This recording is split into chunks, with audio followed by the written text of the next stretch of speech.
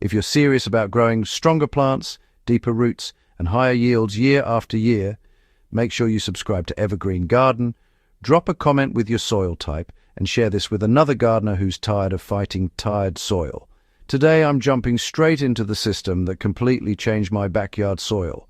Not in theory, not in lab conditions, but in real garden beds that once struggled to grow anything beyond stunted greens.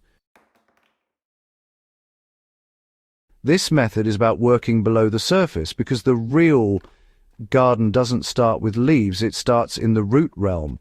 When I stopped feeding plants and started building soil biology, everything changed, from water retention to pest resistance to harvest size.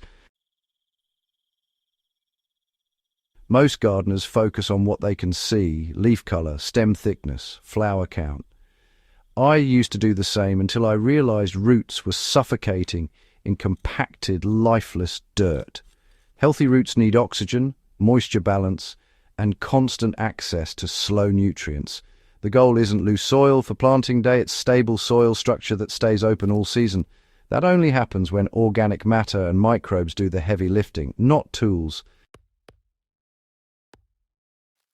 The first step I took was to stop digging deeply every season. Deep tilling breaks fungal networks and collapses soil aggregates. Instead, I shifted to shallow surface disturbance, no deeper than 5 centimeters, just enough to level beds or plant transplants. This alone reduced compaction over time as earthworms and microbes rebuilt channels naturally. The backbone of my soil transformation came from consistent layering, not mixing. Each season I applied organic materials in thin, repeatable layers that fed life gradually. For every square meter of bed, I spread about 2 centimeters of finished compost twice a year, once at the start of the rainy season and once mid-season. That equals roughly 20 liters per square meter annually. On top of that compost layer, I added carbon mulch. Dry leaves, shredded cardboard, or straw worked best. The ratio I stick to is 1 part nitrogen-rich compost to 3 parts dry carbon by volume. This balance prevents nitrogen loss while encouraging fungal dominance, which is essential for long-term soil stability. Over months, these layers break down and are pulled downward by soil organisms, improving structure without compaction. Plants feed the soil as much as the soil feeds plants. Roots release sugars, amino acids, and enzymes that attract beneficial microbes. The more diverse the plants, the richer the underground economy becomes. This is why monoculture beds always decline faster. I started interplanting aggressively, In a tomato bed, I added basil, marigold, and onions. And in the brassica beds, I included dill and legumes. The key is mixing root depths and growth habits. Shallow roots feed surface microbes, while deep roots open channels and mine minerals. Over time, this created soil that stayed crumbly even after heavy rain. Organic matter alone isn't enough if mineral ratios are off. I tested my soil and found calcium was low while magnesium was high, a classic cause of sticky, compacted soil. To correct this, I applied agricultural gypsum at a rate of 1 kilogram per 10 square meters once a year. Gypsum supplies calcium without raising pH and helps separate soil particles, improving drainage and root penetration. For trace minerals, I use rock dust sparingly. About 0.5 kilogram per 10 square meters every 2 years is enough.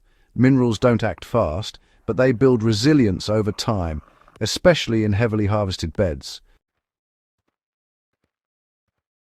Healthy soil life requires consistent moisture, not constant wetness.